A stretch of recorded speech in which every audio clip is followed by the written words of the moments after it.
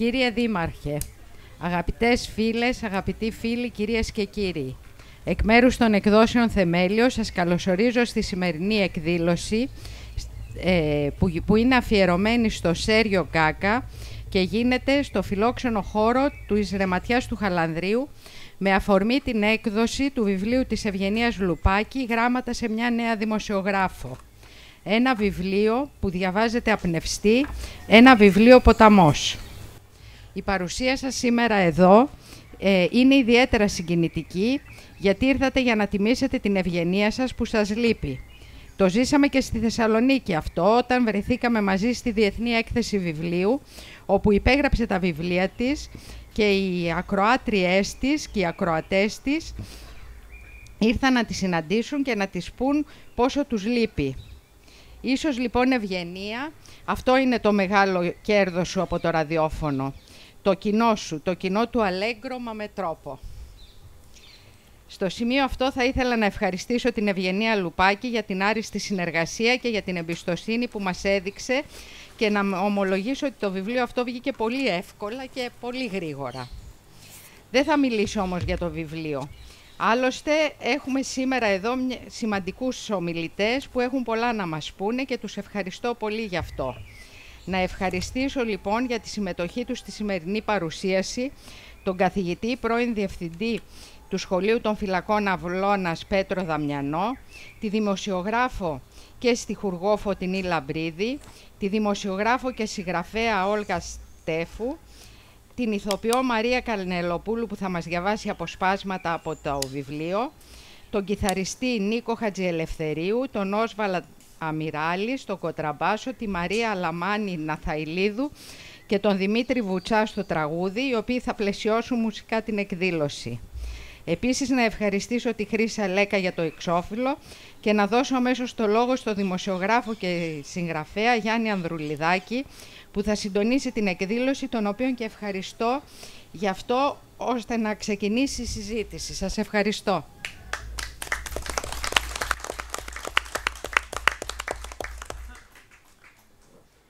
Λοιπόν, καλησπέρα σας από εμάς.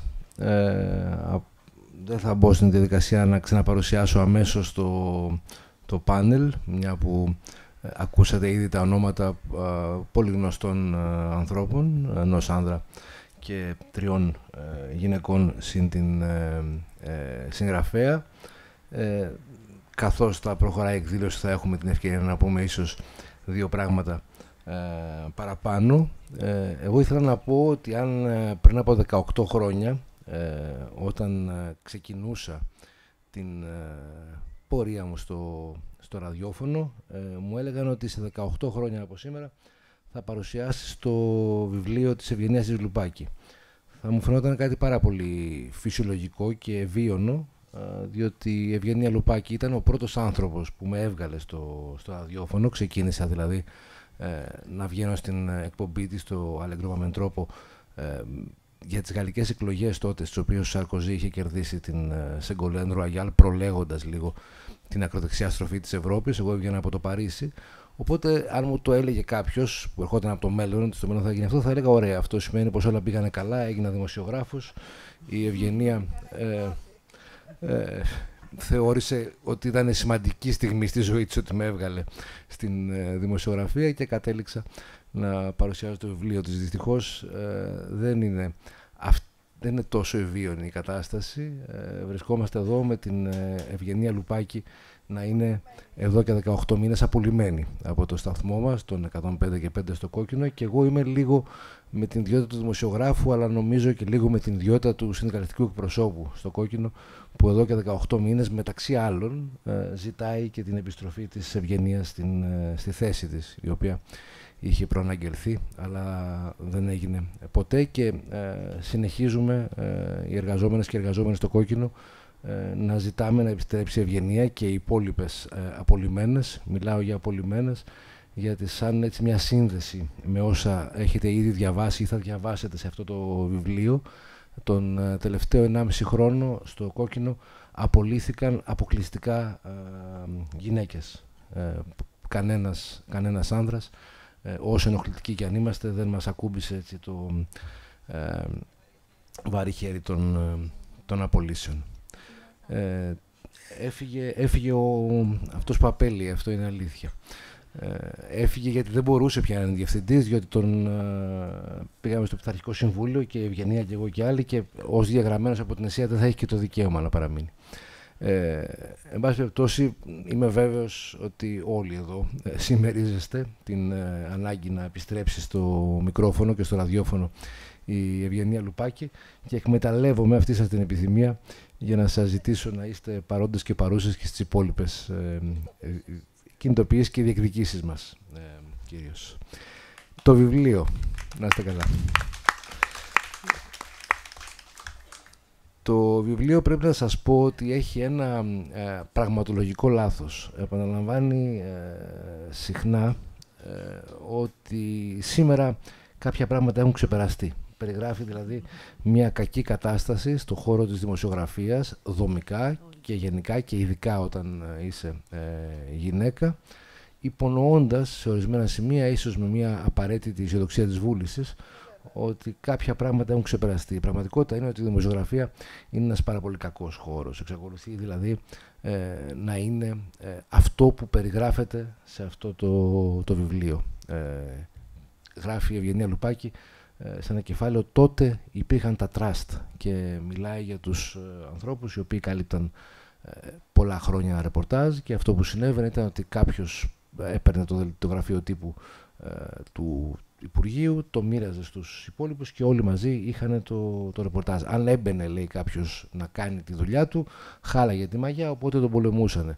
Και μιλάει σαν αυτό να συνέβαινε παλιά, ενώ είναι ακριβώς η κατάσταση που υπάρχει αυτή τη στιγμή σε μια σειρά από ρεπορτάζ της δημοσιογραφίας. Όσα ρεπορτάζ έχουν μείνει ζωντανά, γιατί πολλά από τα ρεπορτάζ που θα διαβάσετε σε αυτό το βιβλίο έχουν στο μεταξύ καταργηθεί.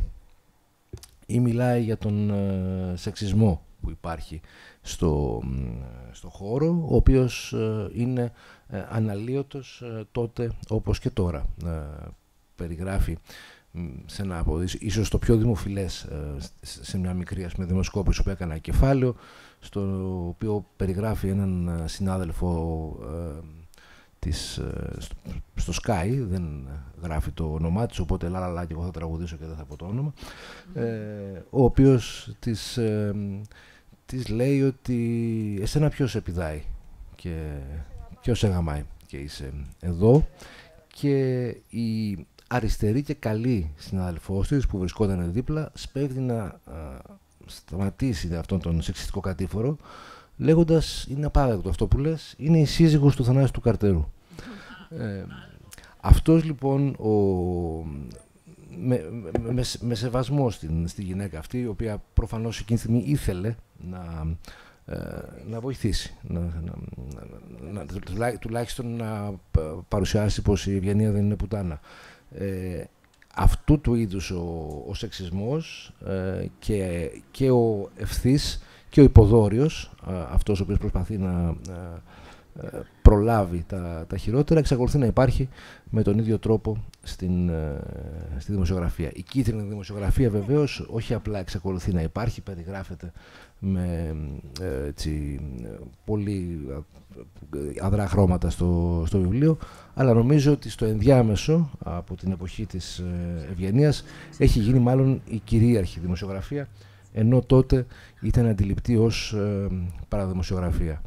Αυτό δεν σημαίνει ότι τα παρατάμε ή ότι το βιβλίο διαβάζεται με μια μελαγχολία ότι δεν έγινε τίποτα, διότι η δημοσιογραφία παραμένει μια μάχη που τη δίνουμε συχνά ενάντια στον εαυτό μας, διότι οι δημοσιογράφοι είμαστε πάντοτε άνθρωποι λίγο νάρκissοι, λίγο φιλόδοξοι, με το ένα πόδι ελέγχουμε και με το άλλο θέλουμε να πατήσουμε κι εμείς, να κοιτάξουμε από την κλειδαρότρυπα, όπως έλεγε και ένας Μακαρίτης.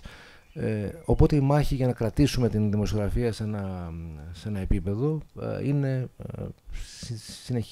συνεχίζεται όπως περιγράφεται στη σελίδα αυτού του βιβλίου, και λέω ότι δίνουμε κάθε μέρα με τον εαυτό μας και με το μαξιλάρι μας. Θέλω να επισημάνω ότι σε σχέση με την εποχή που περιγράφει η Ευγενία, η σημερινή ενημέρωση είναι πολύ πιο μονοφωνική. Η Ευγενία περιγράφει, χωρίς να οριοποιεί, χωρίς να ρομαντικοποιεί, μια εκπομπή που έκανε με τον Λικούργο Κομίνη. Η πιο γνωστή εκπομπή στη δεκαετία του 1990, όχι η πιο λαϊκή, η πιο λαϊκή ήταν έμεσος πριν, του Τράγκα, που περνούσε και με σκυμμένο κεφάλι ο Λικούργος Κομίνης του Λιάντε Γαμίσου, αλλά η πιο... Τελειώνω, παιδί μου, δεν μου πες να γίνω παρεμβατικός. Ναι. Σήμερα, αν ψάξουμε στα ραδιόφωνα, θα βρούμε πολύ πιο δύσκολα εκπομπές οι οποίες να είναι κεντρικές, που να έχουν αντίστοιχης ποιότητας δημοσιογράφους και, θα το θέσω λίγο πολιτικά, και αριστερούς δημοσιογράφους. Είναι κάτι το οποίο εκλείπει μαζί με τα αριστερά μέσα. Φαντάζομαι ότι θα έχουν την ευκαιρία να κουβεντιαστούν αυτά αναλυτικότερα από τις ομιλήτριες και τον ομιλητή που θα ακολουθήσουν. Πρώτα όμως θα δώσω το λόγο στην Μαρία Κανελοπούλου, η οποία θα διαβάσει ένα πρώτο απόσπασμα από το βιβλίο αυτό και στη συνέχεια θα προχωρήσουμε και στη συζήτηση. Ευχαριστώ.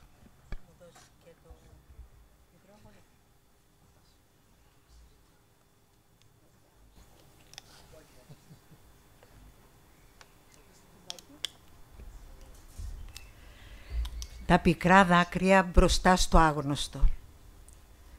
Με φώναξε ο Γόντικας, μέλος του πολιτικού γραφείου του ΚΚΕ. Έτος 1977, ήμουν μόλις 22 χρονών. Είχα περάσει 2 χρόνια στη σπουδάζουσα και 1 χρόνο στον οδηγητή. Ούτε θυμάμαι σε ποιο κτίριο πήγα, ούτε σε ποιο γραφείο, ούτε που τον είχα ξαναδεί. Ρίγος. Δημήτρης Γόντικας, ήρωας της εργατικής τάξης, αυτό ήξερα. Αυτός που βασανίστηκε απάνθρωπα και άντεξε, αυτό ήξερα. Τα σημάδια στους καρπούς του υπάρχουν ακόμα, μου είχαν πει. Ήταν αλήθεια. Είπε κάτι και εγώ άρχισα να κλαίω χωρίς να θέλω και χωρίς να μπορώ να εμποδίσω τα δάκρυα. Ήταν σαν να μου ανήγγειλε την καταστροφή μου. Και θυμάμαι μόνο επιλέξει την αντίδρασή του. Συντρόφισσα, το πολιτικό γραφείο σου έκανε την τιμή να σε διαλέξει για το ριζοσπάστη και εσύ κλαις. Εκ των υστέρων οφείλω να πω ότι είχε δίκιο το πολιτικό γραφείο. Και για μένα και για άλλες και για άλλους νεαρούς κνήτες που μάζεψε από τις σχολές για να τους κάνει δημοσιογράφους. Διότι άλλος δρόμος δεν υπήρχε. Η αγορά ήταν μικρή και στελέχη έμπειρα στη δημοσιογραφία ήταν ελάχιστα. Ο αείμνηστος Νίκος Καραντινός, για παράδειγμα, αγαπημένος ευπατρίδης των ιδεών, ο αγαπημένος μου Γιώργης Μωραΐτης, ο Τάκης Αδάμος, ελάχιστοι, και ο Δράκος Φαράκος επικεφαλής. Χρειαζόταν επειγόντως νέο αίμα και το αναζήτησαν στη σπουδάζουσα της ΚΝΕ. Είχαν δίκιο. Δημιούργησαν μια σχολή δημοσιογραφίας που τροφοδότησε αργότερα πολλά μεγάλα ΜΜΕ. Ανεξάρτητα από τη μετέπειτα πολιτική πορεία του καθενός, στο σχολείο αυτό μαθήτευσαν μερικοί από τους καλύτερους στο λόγο και την πένα. Όσο για μένα, αποχαιρετούσα με τα δάκρυα αυτά την ανέμελη φοιτητική ζωή και διαπαντώ στο εφηβικό μου όνειρο να γίνω ηθοποιός.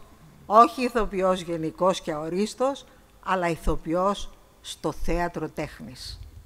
Θα σκεφτείτε ίσως γιατί δεν είπα όχι. Ήταν αδιανόητο τότε να πω όχι στο Γόντικα, όχι στο πολιτικό γραφείο του ΚΚΕ. Πολλά χρόνια αργότερα όμως είπα κατηγορηματικά όχι όταν μου πρότειναν να πάω στη Μόσχα, στην κομματική σχολή. Ήμουν πολύ ερωτευμένη για να φύγω από την Ελλάδα 6 ολόκληρους μήνες. Η άρνηση αυτή με κατέστησε ύποπτη στο εξής, στην εφημερίδα και στο κόμμα. Αλλά και πάλι ήμουν πολύ ερωτευμένη για να φύγω από το ΚΚΕ. Ο έρωτας με έφαγε. Οι έρωτες μου φάγανε τα χρόνια. Λοιπόν, και από αυτό το πρώτο κεφάλαιο του βιβλίου θα περάσουμε στον κύριο Πέτρο Δαμιανό, καθηγητή της Δευτεροβάθμιας Εκπαίδευσης και διευθυντή για πολλά χρόνια στις φυλακές ανηλίκων Αυλώνας του σχολείου, εκεί όπου η Ευγενία Λουπάκη, μεταξύ άλλων, βρήκε καταφύγιο για να μιλάει για τη δημοσιογραφία στους ανήλικους φυλακισμένους μετά την απόλυσή της. Ο κύριος Δαμιανός θα μας πει περισσότερα, είμαι βέβαιος. Ευχαριστώ. Δεν ξέρω, δεν το είχα συμπεριλάβει αυτό, αλλά πράγματι ναι. Η Ευγενία έφτιαξε ένα εργαστήριο δημοσιογραφίας και ραδιοφωνικής παραγωγής. Είναι σε εξέλιξη βέβαια το εργαστήριο και δεν έχει τελειώσει αυτή η απασχόλησή της και την ευχαριστούμε πολύ. Θα μας αφήσουν, δεν είναι στο χέρι τους. Λοιπόν, δεν σας κρύβω ότι για πρώτη φορά εδώ και πολλά χρόνια έχω ετοιμάσει κάποιο κείμενο. Μπερδεύτηκα όχι ως προς το βιβλίο, αλλά στο τι θα μπορούσα να σας παρουσιάσω. Αφού το διάβασα, τα πάντα ήθελα να σας πω. Και αυτό και εκείνο και το άλλο. Γι' αυτό κατέφυγα στις σημειώσεις. Κάποιες γενικές παρατηρήσεις που έχω να κάνω ως προς τον τίτλο, παραδείγματος χάρη. Γράμματα σε μια νέα δημοσιογράφο. Διαβάζοντας το, ναι, είναι γράμματα σε μια νέα δημοσιογράφο. Αλλά δεν είναι όμως μόνο σε νέα δημοσιογράφο. Είναι και σε νέο δημοσιογράφο. Πολύ χρήσιμα γράμματα και στους νέους δημοσιογράφους. Και δεν είναι μόνο για τους δημοσιογράφους. Απευθύνεται σε όλους μας. Θα το δείτε. Δεν θέλω να σας πω λεπτομέρειες, αλλά παντού αναβλύζει μία σκέψη, μία ιδιαιτερότητα προς όλους μας. Για αυτά που συμβαίνουν ή για αυτά που θα συμβούν. Προσπαθώντας να βρω τι θα μπορούσα να σας πω, σκέφτηκα να κάνω κι εγώ το δημοσιογράφο. Και είπα να πάρω μια συνέντευξη στον εαυτό μου. Και του έθεσα 2 ερωτήματα. Εγώ ερωτώ, εγώ απαντώ. Το πρώτο ερώτημα. Τι περιμένει κανείς από μία νέα ή ένα νέο δημοσιογράφο? Και απαντώ. Την αλήθεια. Να παρουσιάσει αληθινές ειδήσεις. Ολόκληρη την αλήθεια. Ακριβώς την αλήθεια. Όχι περίπου. Να αγωνιστεί, να ψάξει, να ερευνήσει και να την παρουσιάσει. Επιπλέον, περιμένω να έχω εμπιστοσύνη ότι έκανε ό,τι καλύτερο μπορούσε προσπαθώντας να εξασφαλίσει ότι η είδηση που θα παρουσιάσει είναι αλήθεια. Και ξαναρωτάω τον εαυτό μου. Κι αν της απαγορεύσουν να πει την αλήθεια ή του απαγορεύσουν, αν της επιβάλλουν να την διαστρεβλώσει ή να την κρύψει ή να πει ψέματα, τότε τι περιμένεις από μια νέα δημοσιογράφο? Και απαντώ. Περιμένω να αγωνιστεί, να βάλει το σώμα της ή το σώμα του μπροστά και να υπερασπιστεί την αλήθεια. Να μην υπολογίσει κόστος. Να προστατέψει μόνο τη ζωή του με τη βοήθεια των εμπειρότερων. Και να την προστατεύσει μέχρι να βρει τον τρόπο να με ενημερώσει. Να πει το μεγάλο όχι στον εργοδότη του.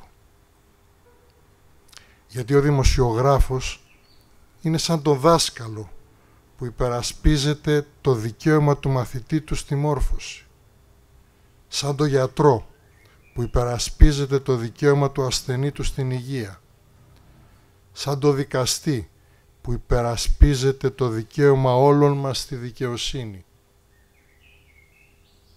Γιατί ο δημοσιογράφος είναι ο συνάνθρωπός μας που αποφάσισε να εκτελέσει λειτουργήμα και στη λειτουργία του να κοινωνήσει των αχράντων μυστηρίων, που δεν είναι άλλα από την κοινωνία της αλήθειας.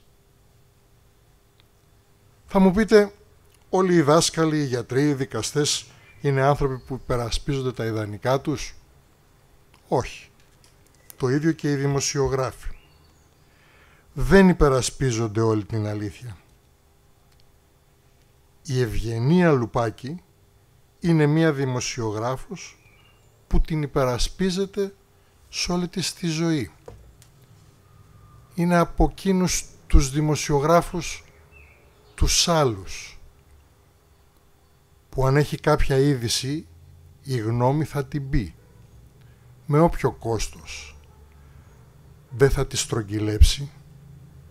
Έτσι τη γνώρισα το 2014 με την υπόθεση του Νίκου Ρωμανού. Νομίζω στην συνέντευξη τύπου στο Θέατρο Εμπρός. Ναι, τότε. Τον υπερασπίστηκε όσο λίγοι δημοσιογράφοι.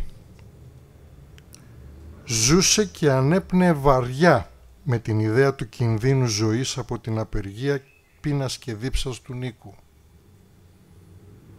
Θα θυμάστε εκείνο το περίφημο «ουφ» που της ξέφυγε στον αέρα και ήταν σαν να ξέφυγε από τα χείλη όλων μας. Στο βιβλίο θα διαπιστώσετε ότι έτσι ήταν πάντα η Ευγενία. Όχι το 14 που τη γνώρισα εγώ. Το διαπίστωσα κι εγώ. Σε πολλά σημεία. Θα σας πω ένα χαρακτηριστικό. Στη σελίδα 51. Θα βρείτε κι άλλα. Τούτο εδώ όμως θα ήθελα όχι να σας το διαβάσω, είναι πολύ μεγάλο το κείμενο και δεν πρέπει και να σας κουράσω αλλά και να χάσετε αυτή τη γοητεία να το διαβάσετε μόνοι σας.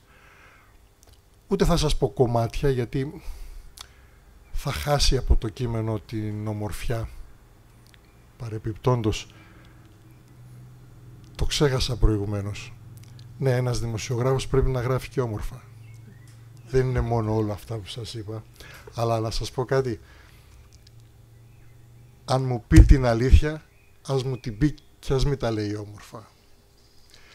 Προτιμώ όχι όμορφα λόγια, αλλά την αλήθεια, παρά όμορφα λόγια χωρίς την αλήθεια.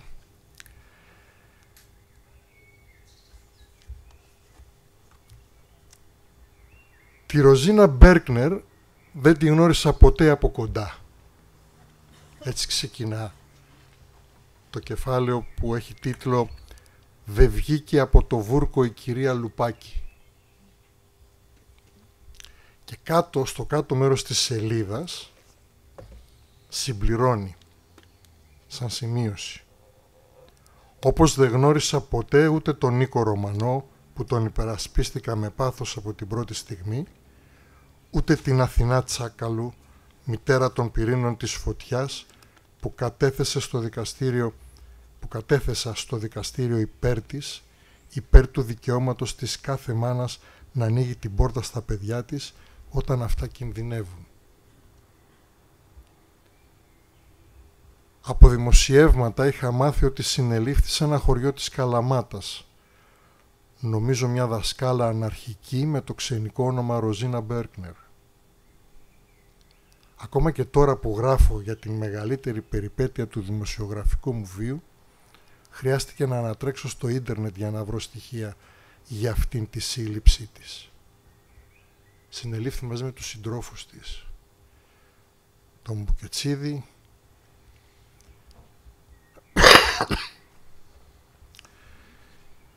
και τον Κογιάννη. με πάρα πολλές κατηγορίες για ανθρωποκτονία, εκ προθέσεως, για οπλοχρησία, για προμήθεια, κατοχή και μεταφορά εκρηκτικών, σύσταση συμμορίας, πρόκληση έκρηξης. Μετά από 3 μήνες και μετά από απεργία πείνας, αφέθηκε ελεύθερη. Δεν σταμάτησε την απεργία πείνας μέχρι να αφαιθούν και οι άλλοι. Και έγινε η δίκη.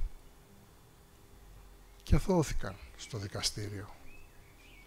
Με τέτοιες κατηγορίες αθώθηκαν στο δικαστήριο. Όλον αυτό τον καιρό βέβαια ήταν η τρομοκράτισσα για τον τύπο. Όταν αθωώθηκε,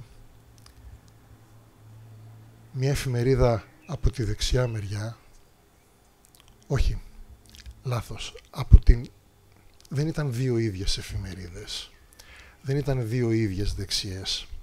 Ήταν μια εφημερίδα που είχε γυναίκα διευθύντρια και ζήτησε συγγνώμη γιατί αποκαλούσε τρομοκράτισσα τόσο καιρό.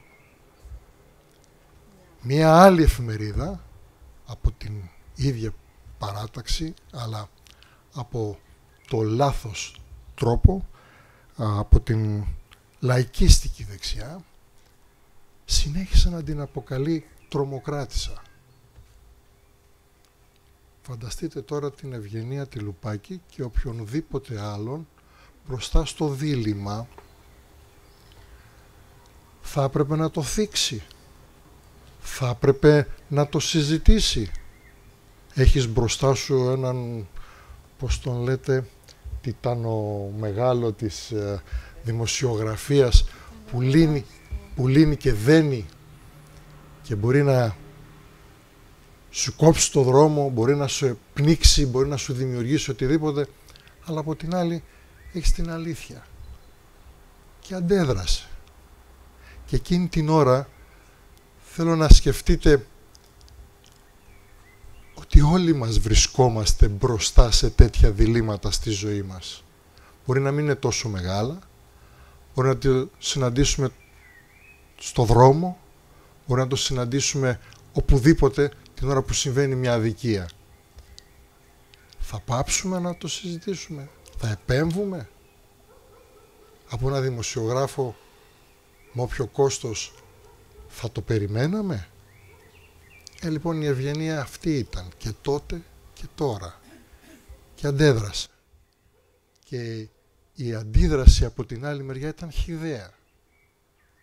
Περασπίστηκε την αναρχική που είχε τέτοιες κατηγορίες, άσχετα αν λεπτομέρεια το ότι αθώθηκε. Εμείς δημιουργούμε, λέει ο άλλος τύπος, αυτό που πρέπει να ξέρει η κοινή γνώμη και να πιστεύει. Και πώς εσύ τολμάς να αντιδράσεις? Και αντέδρασε και πήγε στα δικαστήρια και δικαιώθηκε.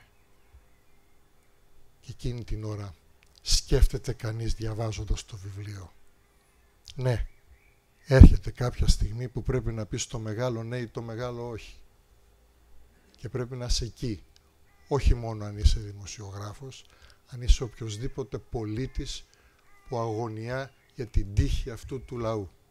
Για την τύχη τη δική μας, για την τύχη των παιδιών μας, για την τύχη των εγγονιών μας. Η Ευγενία έπραξε έτσι και τότε και τώρα. Την ευχαριστώ πολύ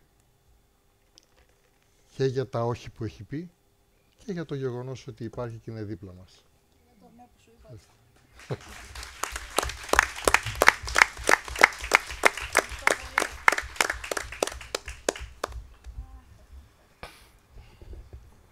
Έχουμε το δεύτερο έτοιμο. Με τη διαφορά ότι δεν είχα δίλημμα ποτέ.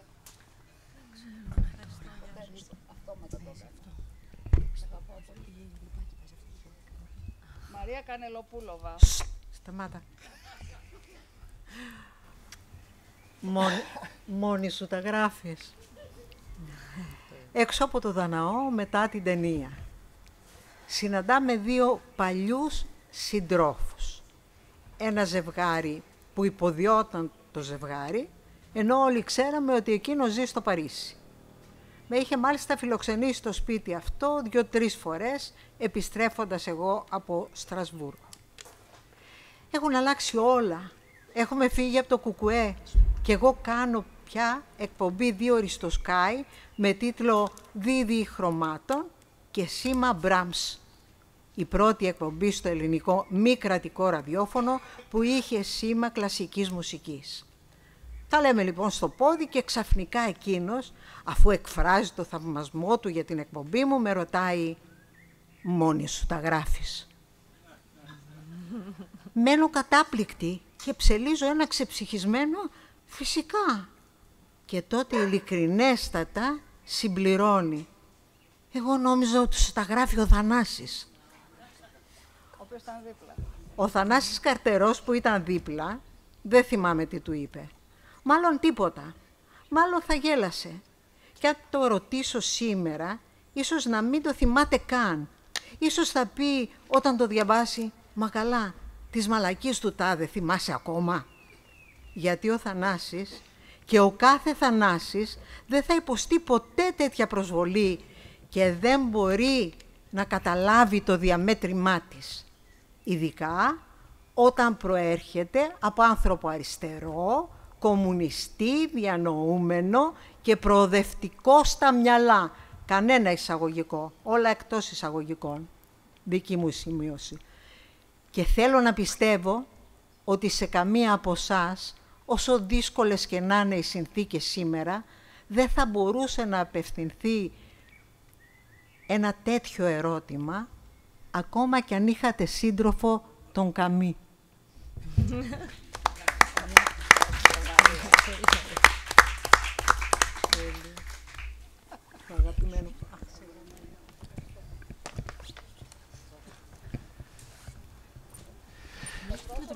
Και αυτό.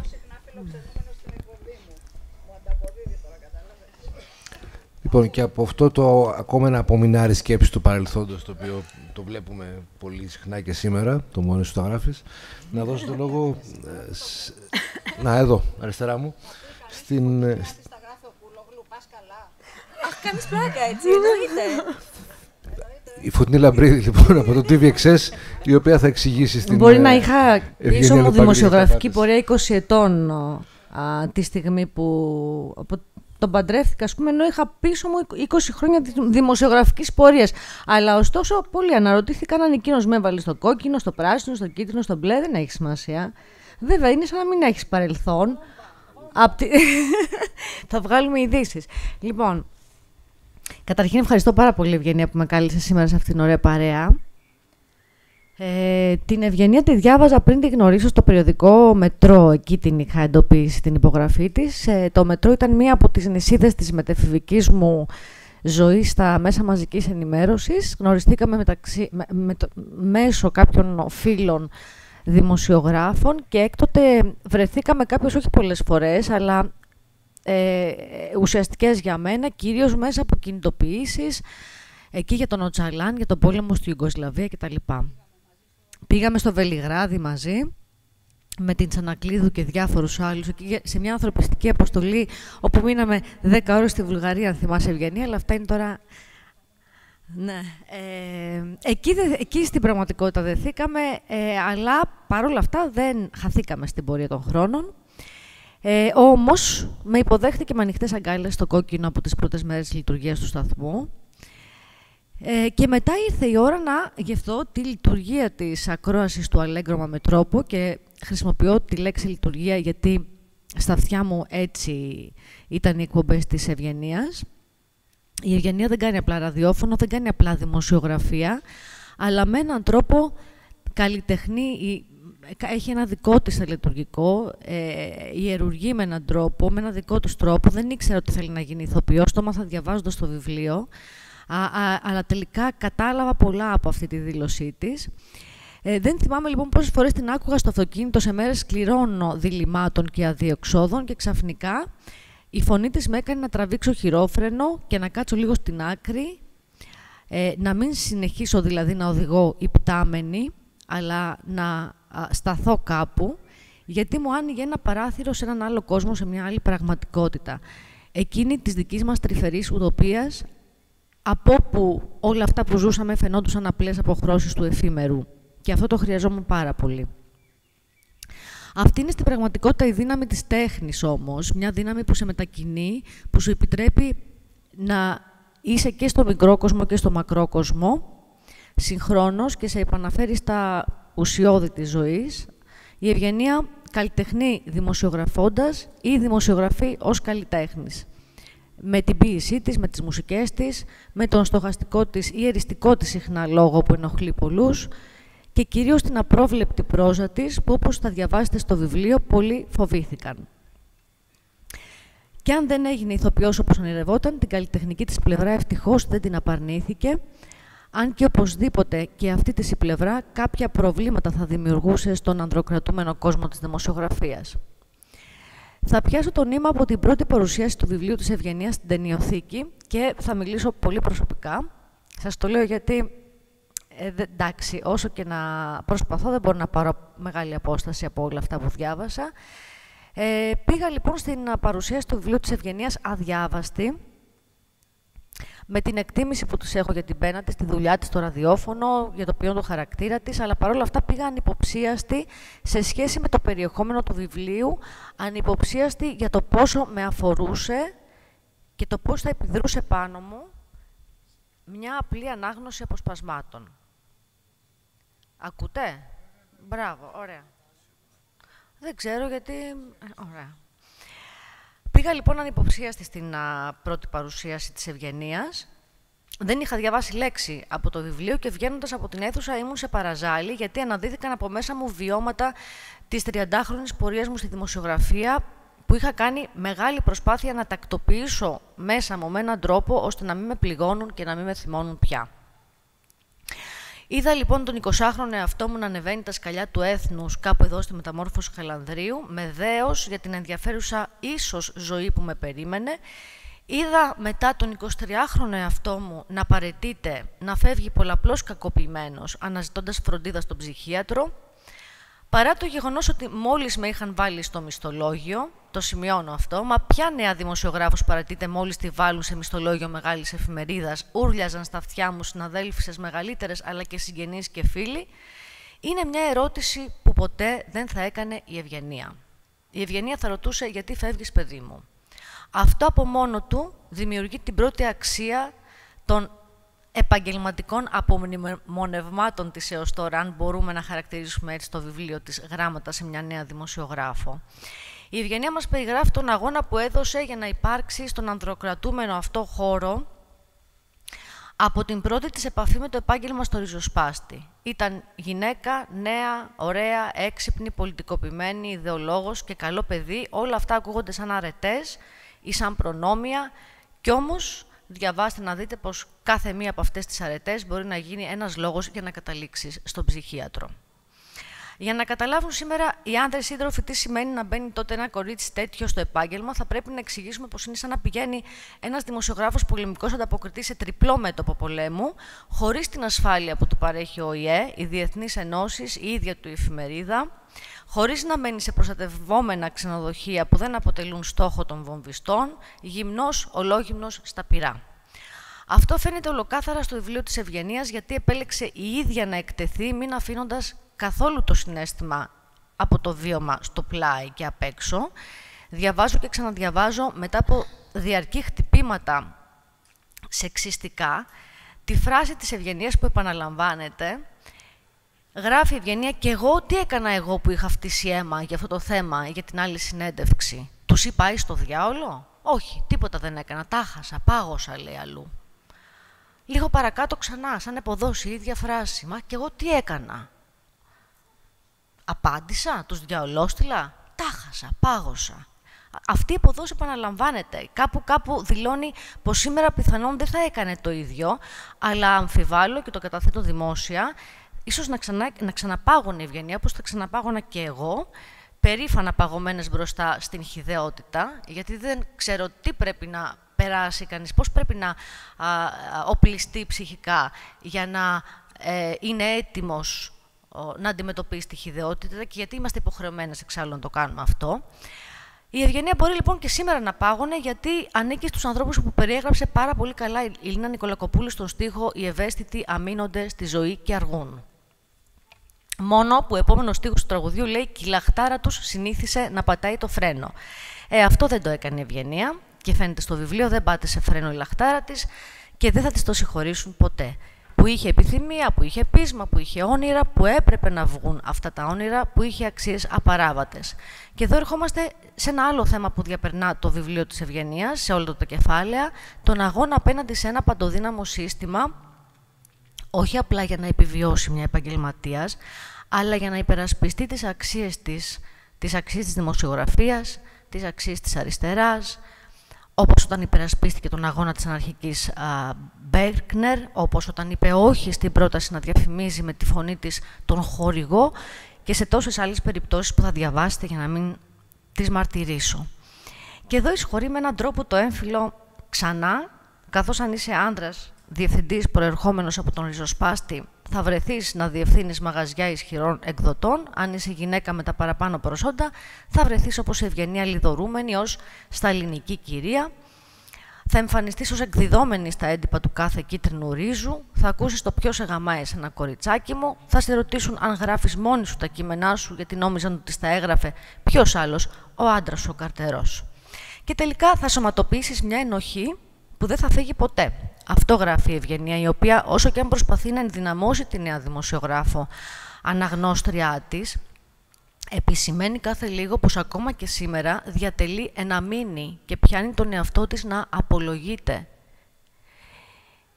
Γι' αυτό το βιβλίο τελικά δεν αφορά μόνο τις νέες δημοσιογράφους, αφορά όλες τις γυναίκες και όλους τους άνδρες, αλλά κυρίως τις γυναίκες, όλα τα ανθρώπινα πλάσματα. Τους άντρες τους ενδιαφέρει εφόσον θέλουν να αντιληφθούν τι εννοούμε όταν λέμε ότι αρρωστήσαμε ματώνοντας νύχια στον βράχο αυτόν που λέγεται πατριαρχία και μέσα στις δουλειές μας και μέσα στα σπίτια μας και μέσα στη δημοσιογραφία μας, εμείς που είμαστε δημοσιογράφοι. Όσο μια γυναίκα λοιπόν εξομολογείται τι πέρασε, προσπαθώντας απλά να κάνει τη δουλειά της, περνούν μπροστά μας επώδυνες αλήθειες και του δημοσιογραφικού συναφιού, όπως η περίπτωση της ΕΣΥΑ και της νεότερης πολιτικής ιστορίας μας που τείνουν μερικοί να εξειδανικεύουν τελευταία. Τις γυναίκες όμως, όπως είπα, τις αφορά λίγο πιο πολύ αυτό το βιβλίο. Δεν χρειάζεται να είσαι δημοσιογράφος για να νιώσεις αυτό το ατέλειωτο βασανιστικό διατελώ ένα μήνυ, το οποίο διατρέχει κάθε περιπέτεια του επαγγελματικού βίου της Ευγενίας, και να θυμηθείς πως αυτή η ασπίδα έχει γίνει πια σαρκείο σου. Προσπαθείς να την ξεκολλήσεις από το στήθος, αλλά είναι συχνά μάταιο. Ξέρεις πως θα κληθείς κάποτε πάλι να αποδείξεις ότι είναι δικό σου το μυαλό, δική σου η πένα, δική σου η γλώσσα, δική σου η καλλιτεχνία, δεν τα δανείστηκες από ένα παντοδύναμο αρσενικό. Και άλλες τόσες φορές θα χρειαστεί να αναρωτηθείς αν πραγματικά είναι δικά σου όλα αυτά. Αν σου ανήκει τελικά ο εαυτός σου. Αν έχεις ορατότητα ή μήπως είσαι ένα σύννεφο με παντελόνια. Μήπως το φαντάστηκες ότι πήρε συνέντευξη από τον δύσκολο Μπάγεβιτς, όπως έκανε η Ευγενία. Ή μήπως τελικά σου έδωσε τη συνέντευξη επειδή σε γούσταρε, όπως με μεγάλη αυτοπεποίθηση και σιγουριά λένε όλοι γύρω εν χορό. Δεν μπορεί, εφόσον είναι συλλογικό αφήγημα, δεν υπάρχει άλλη αλήθεια, αυτή είναι η πραγματικότητα.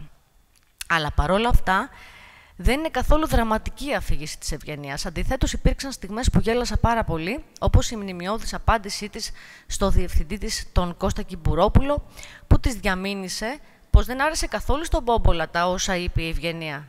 Στον Κυριακού, συγγνώμη, ναι, σωστά. Τα όσα είπε η Ευγενία στο ραδιόφωνο για τον βίο του Νιάρχου μετά το θάνατό του. Τι είναι αυτά που έλεγες, ρε, της είπε ο διευθυντής της, πήγε να μου φύγει το τιμόνι. Με πήρε τηλέφωνο ο πρόεδρος ο Κυριακού και μου είπε, εγώ τον Νιάρχο τον είχα σαν πατέρα. Δεν μπορεί αυτή η κυρία να μου τον βρίζει. Ή αυτή ή εγώ. Και η Ευγενία απαντά με το αφοπλιστικό, όχι και να φύγει ο πρόεδρος, δεν είναι σωστό, θα φύγω εγώ. Ή όταν αρνήθηκε να διαφημίζει το χορηγό και τη ρωτάει η Όλγα Νταϊφά, μα γιατί? Και εκείνη απαντά απόλυτα φυσικά, μα γιατί είμαι δημοσιογράφος. Μα τι λέτε κύριε Λουπάκη, και ο κύριος Κουίκ κάθε μέρα διαφημίζει τόσα πράγματα. Αυτός είναι μεγάλος δημοσιογράφος, απαντάει η Ευγενία. Και νοήτο. Η Ευγενία περιγράφει έναν κλάδο με μόνο μία γυναίκα διευθύντρια, μια φωτεινή εξαίρεση με το όνομα Κατερίνα Δασκαλάκη, διευθύντρια για λίγο, μην φανταστείτε τίποτα, δεν μακροημέρευσε. Τη βλέπουμε να τρώει το ένα σεξιστικό χαστούκι μετά το άλλο, ακόμα και όταν χρειάζεται να την υπερασπιστεί η συνάδελφός της Σοφία Μιχαλίτση, όπως ακούστηκε νωρίτερα, απέναντι σε έναν από τους «εσένα κοριτσάκι μου ποιος σε γαμάει εδώ πέρα». Απαντά, τι είναι αυτά που λες, παιδάκι μου, η Ευγενία είναι η σύζυγος του Καρτερού. Σκεφτόμουν λοιπόν όσο διάβαζα το βιβλίο ότι η Ευγενία προφανώς δεν είχε καμία πρόθεση να επαναλαμβάνει κάθε λίγο το όνομα του Καρτερού στο βιβλίο. Αλλά δεν μπορούσε να το αποφύγει αυτό, βέβαια, γιατί δεν γινόταν να μην το μνημονεύει κάθε τόσο, εφόσον ήταν πίσω από την επαγγελματική της άνοδο, όλοι έβλεπαν εκείνον. Και αναγκαστικά το όνομα του Καρτερού αναφέρεται πάρα πολλές φορές μέσα σε αυτό το βιβλίο. Αυτό και μόνο δηλαδή είναι πάρα πολύ χαρακτηριστικό. Τι έκανε η Ευγενία μέσα σε όλο αυτό το ασφικτικό κλίμα? Δεν έκατσε τελικά άπραγη να εισπράττει σφαλιάρες και στα δικαστήρια τους πήγε και τα όχι της τα υπερασπίστηκε και σε διλήμματα τύπου μητρότητα ή καριέρα απάντησε ακούγοντας και την καρδιά της και το μυαλό της και τα ρίσκα της τα πήρε γενναία και οπωσδήποτε όχι ανέμακτα. Και αυτή ίσως είναι η μεγαλύτερη παρακαταθήκη για μια νέα δημοσιογράφο. Να καταλάβει δηλαδή πως το χαλί δεν θα είναι ποτέ εντελώς στρωμένο για κανέναν και ιδίως για καμία, αλλά κάποιες πριν από εμάς το ίσιωσαν κάπως τα σημεία αυτό το χαλί, κάπως για να συνεχίσουμε κι εμείς γενναία, αλλά οπωσδήποτε όχι ανέμακτα. Θα κλείσω κάπως εξομολογητικά με κάτι που απέφυγα να αποκαλύψω στην αρχή της ομιλίας αυτής. Ήθελα να σας πω για ποιον λόγο έφυγα εγώ τότε από το έθνος, αλλά αυτολογοκρίθηκα γιατί σήμερα το θέμα μας είναι το βιβλίο της Ευγενίας. Όχι οι δικές μας εμπειρίες. Ωστόσο, δεν θα μπορούσα να ολοκληρώσω τον επίλογο χωρίς την αναφορά σε δύο περιστατικά, άμεσα συνδεδεμένα με τους λόγους που οφείλει κάθε νέα δημοσιογράφος να διαβάσει το βιβλίο αυτό. Λοιπόν, η πρώτη δουλειά που μου ανέθεσαν στο έθνος ήταν να διορθώνω τα χειρόγραφα ενός 70χρονου συναδέλφου στο πολιτιστικό ρεπορτάζ και να τα περνάω στους πρώτους υπολογιστές που είχαμε τότε, το μακρινό 1995. Κάλυπτε ο συνάδελφος αυτός μουσική πίστας, έτσι τη λέγαμε στην εφημερίδα, αλλά διατυμπάνιζε και τη σχέση του με τον Μίκη Θεοδωράκη, δείγμα της τρέλας που ζήσαμε στα 90's. Και πίστα και Μίκης Θεοδωράκης. Λίγα χρόνια αργότερα, ο συνάδελφος αυτός, για να με ευχαριστήσει για τις υπηρεσίες μου, μου άφησε το κλειδί του γραφείου του με το σημείωμα «Άνοιξε το πρώτο σιρτάρι, σου έχω ένα δωράκι, μικρή». Η μικρή ήμουν εγώ. Το δώρο ήταν ένα άλμπουμ, όπως διαπίστωσα, με πορνό φωτογραφίες. Πρωταγωνιστές ο ίδιος γυμνός και διάφορες τραγουδίστριες, τις οποίες, όπως έλεγε, βοηθούσε να ανέλθουν στο χώρο της δημοσιογραφίας. Συγγνώμη, ήταν σκληρό αυτό, αλλά έπρεπε να το πω, γιατί είναι από τις αναμνήσεις που προσπαθούσα να τακτοποιήσω μέσα μου, ώστε να μην με πληγώνουν, και οι οποίες αναδύθηκαν με αφορμή το βιβλίο της Ευγενίας. Ο λόγος που αποχώρησα όμως από την εφημερίδα ήταν όταν ανακάλυψα πως κάποιοι τα παίρνουν με τις δικές μας υπογραφές, κάποιοι δηλαδή έπαιρναν χρήματα από επιχειρηματίες του πολιτισμού και της εστίασης για τα ρεπορτάζ μας. Για να τιμωρηθώ που το αποκάλυψα και ζήτησα να μην ξανασυμβεί κάτι τέτοιο με την υπογραφή μου, πήρα δυσμενή μετάθεση στο κοσμικό ρεπορτάζ και με έστειλε ο αρχισυντάκτης μου να καλύψω το γάμο του Απόστολου Γκλέτσου με τη Μαρία Ελένη Λικουρέζου. Μπήκα με τα αμπέχωνα στην κοσμική Αθήνα και παρέδωσα ένα χρονογράφημα που καθόλου δεν άρεσε στην εφημερίδα. Οι φωνές του έξαλλου αρχισυντάκτη έφτασαν μέχρι την Πάρνηθα και εγώ αποχώρησα τρέμοντας και ναι, μόλις με είχαν βάλει στο μισθολόγιο. Την επόμενη μέρα ο κύριος Σόμπολος με ενημέρωνε πως ο αρχισυντάκτης μου έσπαγε το γραφείο μου, την καρέκλα μου και ό,τι διακοσμητικά υπήρχαν δίπλα για την αχάριστη συμπεριφορά μου. Στον επίλογό μου, λοιπόν, ήθελα να υπογραμμίσω πόση σημασία έχει για μένα που η Ευγενία μιλάει με ονόματα και διευθύνσεις. Δεν τα λέει όλα τα ονόματα, όμως τα αναφέρει αρκετά. Κάποια πράγματα δεν τα θίγει, όπως σημειώνει και στο τέλος του βιβλίου. Δεν θίγει το ριζοσπάστη, δεν θίγει το κόκκινο. Ίσως γιατί είναι νοπά τα δάκρυά μας, που λέει και το τραγούδι. Αλλά έχει σημασία να βγαίνουν από την αόρατη σφαίρα του σιγά-σιγά κάποιοι και να λάβουν υπόψη τους ότι δεν υπάρχει πλέον το μεταξύ μας μεταξά. Το οφείλουμε στις νέες γενιές. Θα μπορούσα να τους είχα αντιμετωπίσει αλλιώς εκεί στο έθνος, αν είχε πέσει στα χέρια μου τότε ένα βιβλίο σαν αυτό που μας δίνει απλόχερα η Ευγενία. Θα ήταν αλλιώς όχι μόνο ο επαγγελματικός μου βίος, αλλά και ο προσωπικός μου βίος. Θα είχα τουλάχιστον έναν άνθρωπο στα πρώτα μου βήματα, γιατί εγώ δεν είχα καν την προστασία ενός κόμματος όπως ήταν το ΚΚΕ, και όταν πήγα να πλησιάσω τους συνδικαλιστικούς εκπροσώπους δεν ήταν σαν τον Γιάννη Ανδρουλιδάκη, ήταν κουμπάρι και κολλητή των διευθυντών και των αρχισυντακτών μου. Όλοι οι καριόλιτες μια εταιρεία που στα λέει και ο Σωκράτης Μάλα μας. Λοιπόν, πέρασαν πολλά χρόνια μέχρι να βρω λοιπόν συναδέλφισες από την Ελευθεροτυπία και άλλα μέσα μαζικής ενημέρωσης, να πω έχουμε τουλάχιστον η μία την άλλη, να γνωριστούμε σε αγώνες που δώσαμε συνδικαλιστικούς και άλλους. Άρα θα μου αρκούσε ένας μόνο άνθρωπος σε αυτό το χώρο, μια γυναίκα που όχι απλά καταλαβαίνει τι βιώνω, αλλά μου δείχνει με το δάχτυλο τη χαραμάδα από όπου περνά το φως και μερικά τόξα στη φαρέτρα μου να αρχίσω να σημαδεύω.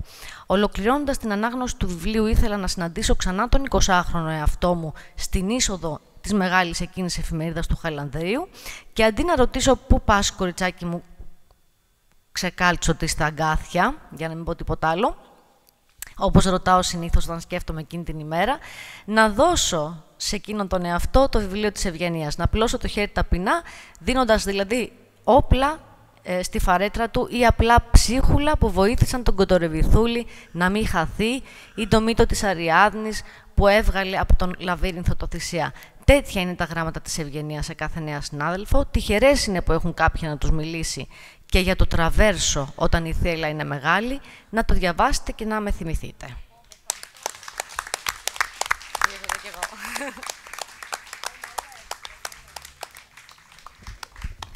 Λοιπόν, και μετά από αυτή την τόσο βιωματική τοποθέτηση που μου έκαψε το αστείο, αν την έγραψε μόνη της, γιατί δεν θα μπορούσε να την γράψει άλλη, θα δώσω για ένα τρίτο απόσπασμα το λόγο στην Μαρία Κανελοπούλου. Νεότερο κορίτσι μας, εκεί που έχει υποστεί πολλά.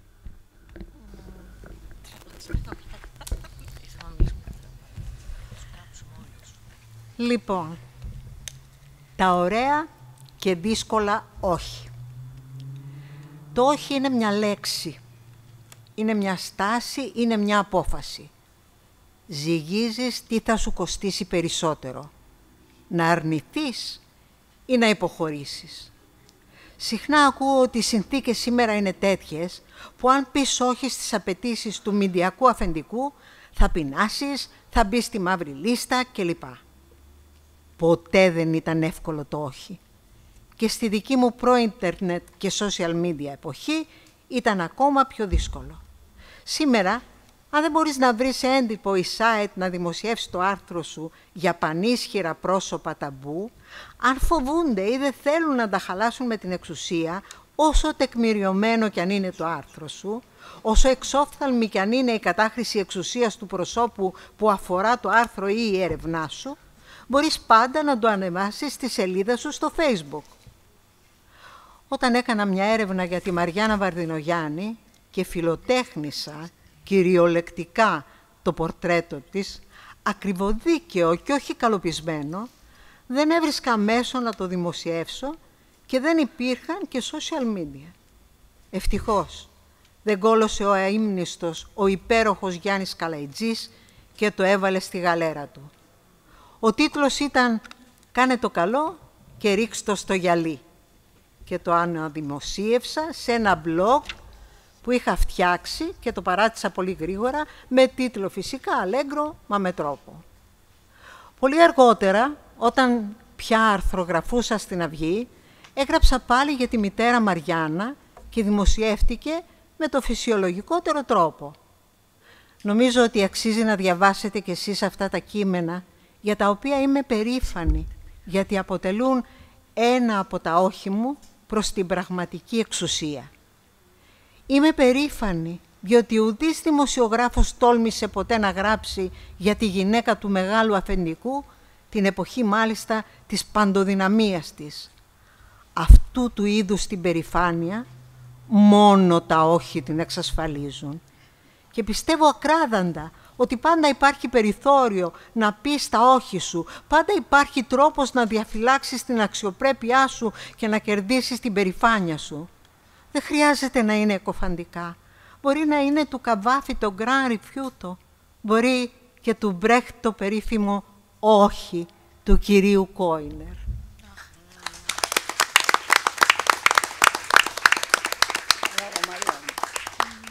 Η θεά κάτω. Όχι, δεν το δίνω στον Γιάννη. Δεν πειράζει. Ωραία πάσα τώρα. Χάρισε την ομορφιά στη ζωή. Να το πω εγώ. Με καλέσατε. Μία από τις πιο ταλαντούχες δημοσιογράφους της νεότερης γενιάς, η Όλγα Στέφου, τη ρώτησε αν θέλει να παρουσιάσω Στο NGR είμαι, το λέμε. στο NGR, αλλά και συγγραφέας και θεατρική συγγραφέας και ένας άνθρωπος με μια πολύ ιδιαίτερη γραφή που σπανίζει. Έχει το λόγο. Ευχαριστώ πάρα πολύ. Δεν κάθεται φρόνημα, τη βλέπετε, έτσι. Η γυναίκα είναι grand dame, τέρμα. Έχω ακούσει με πάρα πολύ μεγάλη προσοχή τις περιγραφές σας, κυρίως της Φωτεινής και του Γιάννη. Εμένα αυτό το βιβλίο μου φάνηκε ρετρό. Θέλοντας να πω ότι περιγράφει μια δημοσιογραφία πριν το ίντερνετ, που εγώ δεν την έχω ζήσει, με ονόματα που είναι τεράστια στο χώρο, που εμείς δεν τα έχουμε προλάβει καν σαν εργαζόμενοι στα μέσα, αλλά καταλαβαίνοντας και τι θέλει να πει. Γιατί αυτό που περιέγραψε και η Φωτεινή, στο χώρο με τα κοτσομπολιά που θα ξεκινήσουν για μια νέα δημοσιογράφο, με αφεντικά και συναδέλφους που εντάξει, εμάς δεν μας αφήσαν άλμπουμ, εμάς μας στέλνανε dick pics. Ήταν αυτή η μόδα, ξέρεις. Άνοιγες το μήνυμα και έβλεπες το... Dick pic. Ναι. Καπ, Καταλαβαίνουμε όλοι, θέλουμε να το εξηγήσουμε. Ωραία. Δηλαδή όλα αυτά είναι πράγματα που συμβαίνουν, όχι απλά... Έχουν αναδιπλωθεί τα δικαιώματα, έχουν φτάσει σε ένα σημείο 0 και κυρίως συμβαίνουν πλέον. Πριν 10 χρόνια που ακόμα θυμάμαι τη δημοσιογραφία δεν ήταν τόσο πολύ όσο σήμερα. Οπότε κάνει ένα κύκλο. Μ' αρέσει που αυτοβιογραφείται η Ευγενία μιλώντας σαν γυναίκα δημοσιογράφος, απευθυνόμενη και στις νεότερες συναδέλφους, γιατί είναι κάτι που έκανε και στη ζωή της. Και εδώ είναι μια ιστορία που θα την εξευτελίσω όσο μπορώ, γιατί με έχει πληγώσει εκείνη τη μέρα. Λοιπόν, όταν εγώ ξεκίνησα, το 2013 τότε, η Λουπάκη ήταν τεράστιο όνομα και ήμασταν κάπως η Grand Dame της δημοσιογραφίας, έχει και την εκπομπάρα και είναι και πολιτισμός και γαμό. Είχα κάνει εγώ ένα άρθρο τότε, ένα ρεπορτάζ για τις Κούρδισσες αντάρτισσες. Και της άρεσε της κυρίας και το διάβασε στον αέρα του Κόκκινου. Μου το λένε εμένα, πήρα τηλέφωνο τη θεία Πανωρέα, τη θεία Λένα τη μάνα μου και 2-3 φίλες. Δηλαδή έγινε ένας χαμός τότε, ήμουν very very happy. Η Λουπάκη διάβασε το άρθρο μου. Δεν το είχα διαβάσει και πολλά, δεν είχα γράψει και πολλά ακόμα τότε. Ήτανε το να γνωρίζομαι. Και έρχεται μια στιγμή που παίρνουν τηλέφωνο στα δικά μας τα γραφεία, στο Left.gr τότε. Μας κάνουν φάρσα ότι έχουν βάλει βόμβα, οπότε φεύγουμε μάρον-άρον και πάμε στο Κόκκινο, που ήταν δίπλα. Πετυχαίνω τη Λουπάκη και πάω με αέρα. Γεια σας, είμαι η Όλγα Στέφου. Είχατε διαβάσει πριν κανένα μήνα το άρθρο μου. Και με πολύ κακή υποκριτική ικανότητα, ευτυχώς που δεν σε κέρδισε το θέατρο τέχνης, Ευγενία, μου είπες, α, ναι, θυμάμαι. Ποτέ. Ένιωσα μία ντροπή όμως τώρα, έτσι, ότι έχω πάει, αλλά η ιστορία με τον Ντούσαν που λέει, και εκείνα που την αγάπησα πολύ, γιατί είναι με ένα πολύ μεγάλο πράγμα, μια μεγάλη δημοσιογράφος, να είσαι νέα, να έχεις μόλις ξεκινήσει να γράφεις και να διαβάζει το άρθρο σου στον αέρα της εκπομπής της. Εκεί που την αγάπησα πολύ, είναι πριν 7 χρόνια βρήκα ένα γατί ίσα με το ποτήρι της Φωτεινής, ήταν έτοιμο θάνατο, είχε ψήλους, το πήρα σπίτι. Το ανέλαβε ο δικός μου γάτος, ο Στράτος Διονυσίου, να το αναστήσει. Βλέπει μια το είχα βγάλει η Γκαμπριέλ Πατιστούτα, γιατί αγαπάμε το ποδόσφαιρο. Το βλέπει μια φωτογραφία η Λουπάκη, το έδινε το γατί μου, το θέλω, μάλλον, δεν ξέρω, θα δούμε, έλα από το σπίτι να το... Πάω κι εγώ με το γατί, τη βλέπει το γατί, ορμάει κατευθείαν στον κόρφο, αρχίζει να γουργουρίζει, κάνει και αυτή ένα «Αγάπη μου, παιδί μου, Ντούσαν θα το πω, μου ήρθε εμένα ο θάνατος, είμαι και ΑΕΚ». Δηλαδή δεν είναι, έχω τα προβλήματά μου σαν άνθρωπος, καταλαβαίνετε. Μια αυταπάρνηση, έρχεται το βιβλίο στα χέρια μου, πρώτη μέρα το ανοίγω κατευθείαν, που το ανοίγω στη σελίδα 65, Ντούσαν. Δεν είναι τυχαία κάποια πράγματα, αλλά μας ένωσε μια μεγάλη αγάπη για το πλάσμα αυτό και λέω μας ένωσε γιατί εγώ την αγαπούσα από πριν, αυτή δεν με θυμότανε. Υπάρχει ένα πράγμα στον τρόπο που γράφει η Ευγενία που είναι ίδιος με τον τρόπο που μιλάει. ακόμα και όταν αυτοβιογραφείται, μιλάει με έναν τρόπο που είναι πάρα πολύ απλός και πάρα πολύ κατανοητός, χωρίς να στρογγυλεύει τις λέξεις για να μην κάθονται άσχημα. Δηλαδή, η ατάκα το «εσένα ποιος σε πηδάει, κοριτσάκι μου» είναι μια ατάκα που την έχεις ακούσει, την έχω ακούσει. Καλά, θα βάλω μια παρένθεση, εγώ δεν την έχω ακούσει πάρα πολύ, γιατί φέρθηκα έξυπνα. Ξέρεις τι έκανα? Ήμουν πολύ νέα όταν αρρώστησε, είμαι 28 χρονών, οπότε το άρρωστο δεν το πηδάει κανένας, το σεβόμαστε. Το άρρωστο το βολεύει ο πατέρας του. Άλλος άντρας. Αλλάζει πίστα το παιχνίδι, δεν είναι? Είναι άλλη κατάσταση. Αυτά γινόταν πριν την ασθένεια που ήμουνα apparently, δεν ξέρω με πόσους τα είχα τότε. Μου έχουν καταλογίσει διάφορα και πολλά dick pics. Αυτό το πράγμα της ευγενίας λοιπόν που δεν στρογγυλεύει τις λέξεις για να περιγράψει μια άσχημη κατάσταση, εμένα μου αρέσει. Και θεωρώ ότι είναι και ο τρόπος που μπορούμε να λέμε τα πράγματα για να γίνουν κατανοητά. Μπορούμε να γράφουμε επίσημα, μπορούμε να γράφουμε λιγότερο επίσημα, μπορούμε να γράφουμε με έναν τρόπο που καλλιτεχνικά στο θέατρο της Αγγλίας στη δεκαετία του 90 λεγόταν in your face, ενώ λέγεις στη μάπα σου. Και η ευγενία το έχει αυτό, το κάνει. Και σε βάζει σε μια κατάσταση να νιώθεις ότι είσαι εκεί τη στιγμή που γίνεται. Γιατί εκεί βλέπεις και το δικό σου βίωμα τη στιγμή που γίνεται. Αναγνωρίζω ότι αυτό το βιβλίο είναι πιο εύκολο προς την ταύτιση για τις γυναίκες, γιατί έχει πάρα πολλά σημεία που μια γυναίκα δημοσιογράφος, ακόμα και αν η ιστορία είναι 50 χρόνια πριν, μπορεί να καταλάβει ότι ναι, μου έχει συμβεί κάτι αντίστοιχο. Άλλαξαν τα μέσα, άλλαξαν τα ονόματα, η διαδικασία είναι η ίδια. Είσαι η γκόμενα κάποιου, η κόρη κάποιου, η σύζυγος κάποιου και είσαι και το κοριτσάκι που ποιος επιδάει εσένα. Δεν άλλαξαν πάρα πολλά πράγματα έκτοτε. Αυτή εδώ έχει γράψει 1 δισεκατομμύριο επιτυχίες και παραμένει γυναίκα του Κούλογλου. Δηλαδή δεν είναι. Το γράφει η κάμερα. Μας το επιβεβαιώνουν. Εντάξει. Να είμαστε σίγουροι τώρα. Μην βγει τώρα τίποτα παρά έξω και δεν ξέρουν ποια είσαι. Εκεί δεν συλλογιστούμε σήμερα. Για το λουπάκι. Όχι.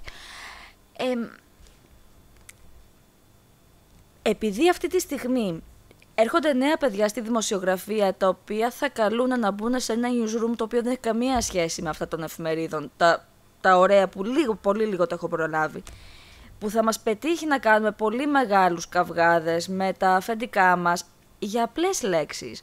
Εμείς στα newsroom χύσαμε αίμα, γδαρθήκαμε για να επικρατήσει η λέξη γυναικοκτονία και όχι έγκλημα πάθους. Τσακωθήκαμε πάρα πολύ. Τσακωθήκαμε και μας είπαν ιστερικές, μας βρίζανε. Δεν είναι ότι ήταν λίγο συναδελφικά, ήταν αημοροί. Αυτά τα νέα παιδιά που θα έρθουν και τα αγόρια, κυρίως τα αγόρια που δυστυχώς είναι λιγότερο ανταγωνιστικός χώρος για έναν άντρα, ο χώρος της εργασίας γενικά.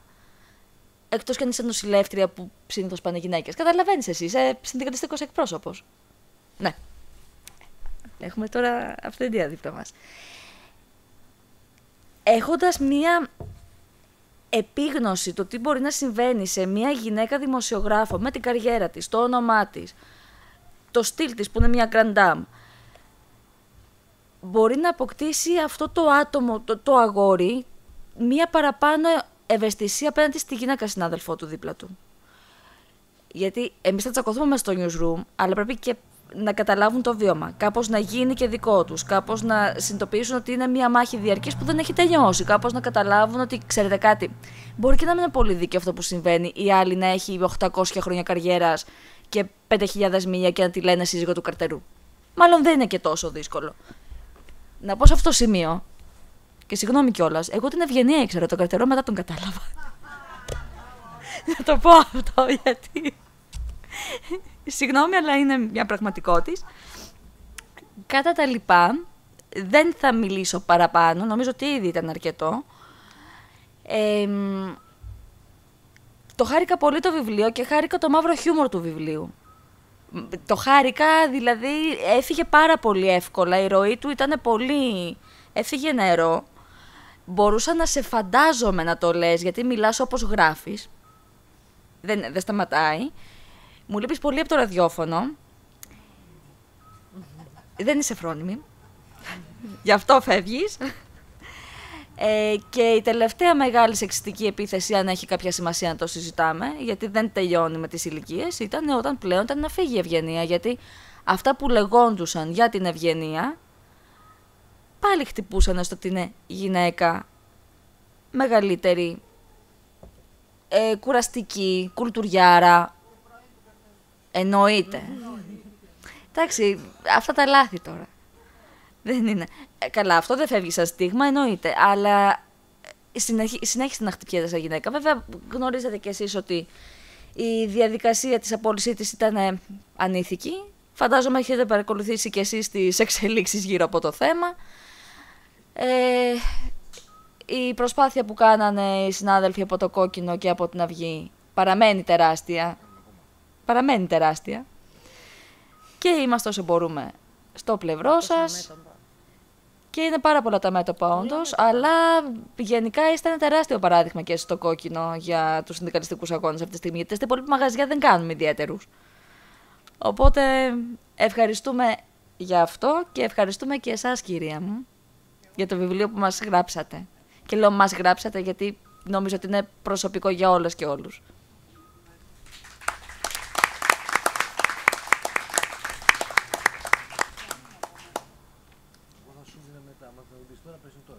Δεν κρατιέται.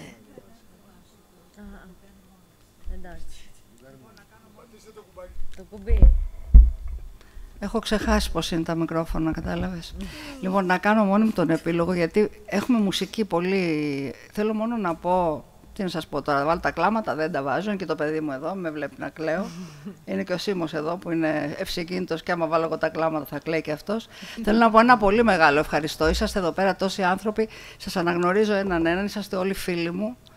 Θέλω να πω ένα τεράστιο ευχαριστώ στο Σίμο, στη Χριστίνα, την Αντιδήμαρχο Πολιτισμού, και φαντάζομαι, δεν χρειάζεται να σας πω γιατί αποφάσισα να αφιερώσω αυτή τη βραδιά στο Σέργιο, για όλους τους λόγους που μπορεί να φανταστείτε. Ο καθένας που τον ήξερε μας λείπει πάρα πολύ. Η Χριστίνα ήταν ο φύλακας αγγελός του, η αγάπη της ζωής του, ο άνθρωπος που τον συνέδεε με την πραγματικότητα και τον προστάτευε, και την ευχαριστώ πάρα πολύ για όλα όσα είναι και για την αμέσως αποδοχή της πρότασης και την οργάνωση που κάναμε αυτό εδώ πέρα. Και σένα, Νινέτα, το Διονύση. Σας αγαπάω πάρα πολύ, με έχετε κατασυγκινήσει εδώ τα παιδιά, η Μαρία μου, τα κορίτσια, η Φωτεινή, η Όλγα. Είναι μαχήτριες. Η Όλγα εκεί στην άκρη που τη βλέπετε είναι πολλαπλή μαχήτρια. Είναι τι να σας πω, νίντζα. Αντέχει τα πάντα. Και ο Ανδρουλιδάκης, τέλος πάντων.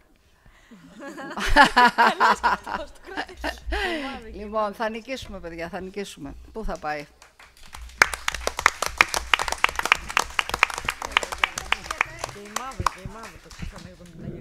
Λοιπόν, σας ευχαριστούμε πολύ. Να σας πω, το βιβλίο της Ευγενίας είναι ένα βιβλίο που δεν έχει καλό τέλος. Ήθελα να σας το πω πριν του δώσω το λόγο, αλλά γιατί η Μεσημβρινή που ζήτησε συγγνώμη έκλεισε, ο ελεύθερος τύπος που δεν ζήτησε συγγνώμη είναι ακόμα ανοιχτός. Ο Καψαμπέλης που έγραψε ότι έκανες καριέρα πάνω σε διάφορες τάσεις συνεχίζει να δημοσιογραφεί και εσείς εκτός ραδιοφώνου. Οπότε θα ανανεώσουμε το ραντεβού εδώ πέρα όταν θα βγει το δεύτερο βιβλίο που θα έχουν κερδίσει οι καλοί, όπως έκλεισε ακριβώς η Ευγενία. Λοιπόν, πάμε στη μουσική. Να είστε καλά, σας ευχαριστούμε πολύ.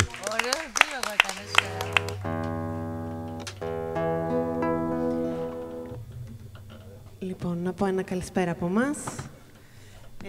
Σήμερα θα σας παίξουμε ωραία μουσική, τραγούδια του Μίκη Θεοδωράκη και του Μάνου Χατζηδάκη. Εύχομαι να συναντιόμαστε πάντα με τέτοιες αφορμές, ωραία βιβλία και ωραία μουσική. Να περάσουμε όμορφα.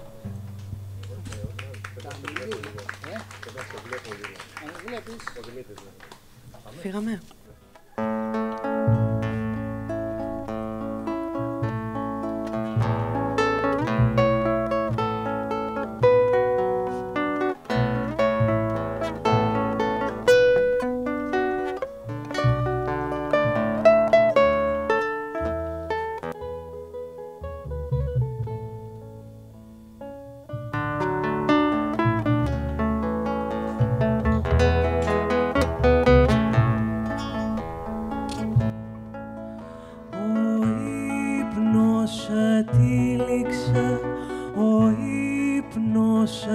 τύλιξε με πράσινα φύλλα ανάσαινες,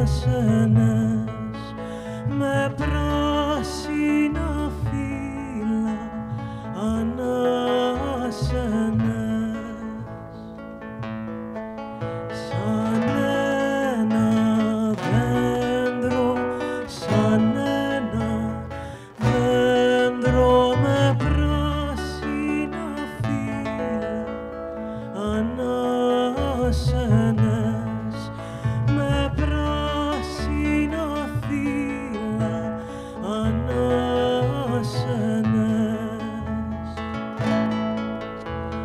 Μέσα στο ήσυχο φως, μέσα στη διάφανη πηγή, κοίταξα τη μορφή σου.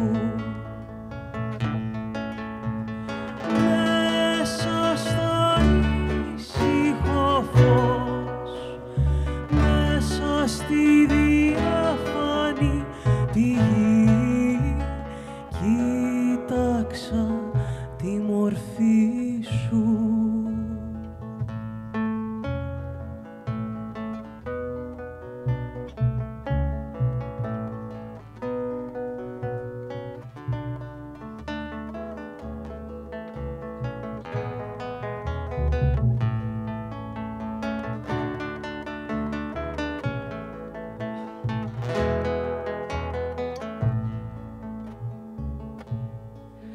Κλεισμένα βλέφαρα, κλεισμένα βλέφαρα και τα ματοκλάδα σου χαράζαν το νερό, και τα ματοκλάδα σου χαράζαν το νερό.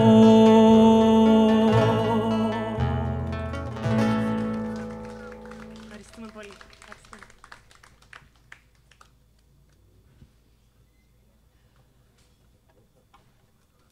Δημήτρης Βουτσάς.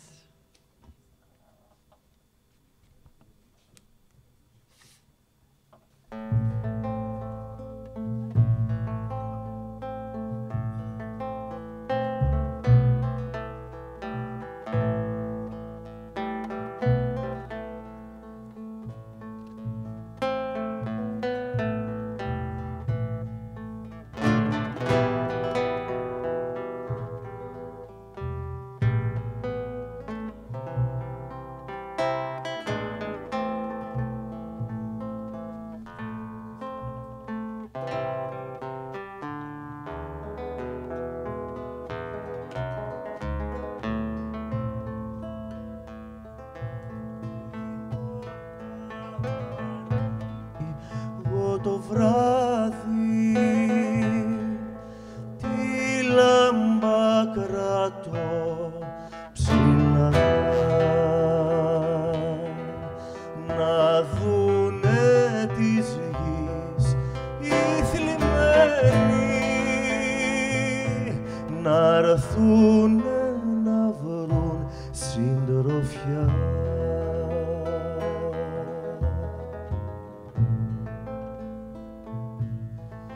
Να βρουνε στρωμένο τραπέζι στα μανίγια να πιει ο καημός, κι ανάμεσα μας τα στέκει ο πόνος του κόσμου αδερφός.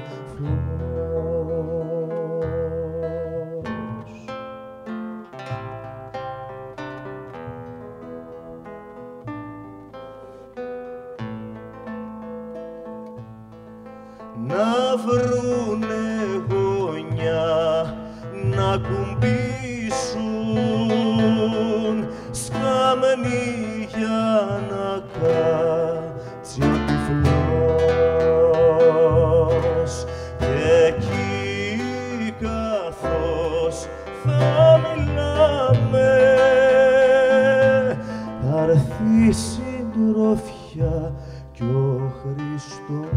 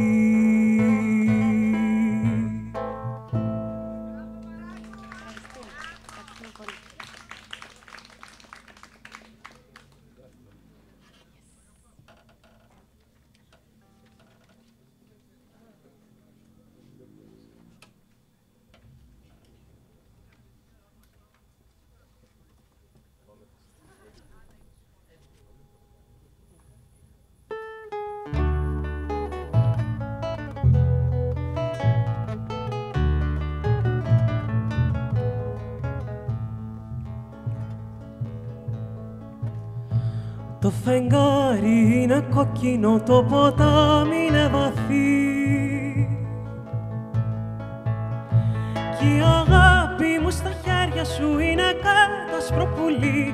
Η αγάπη μου στα χέρια σου είναι κάτασπρο πουλί. Το φεγγάρι είναι πράσινο, το ποτάμι είναι γαλάζιο.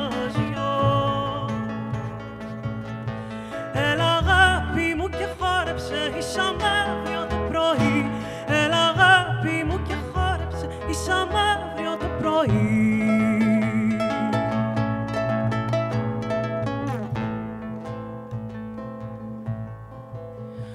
Το φεγγάρι πήγε και έπεσε στο ποτάμι το βαθύ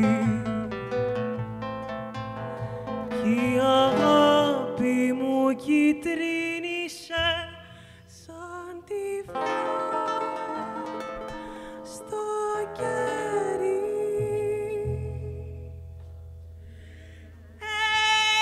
Έλα αγάπη μου και χόρεψε, ήσαμε αύριο το πρωί. Έλα αγάπη μου και χόρεψε, ήσαμε αύριο το πρωί.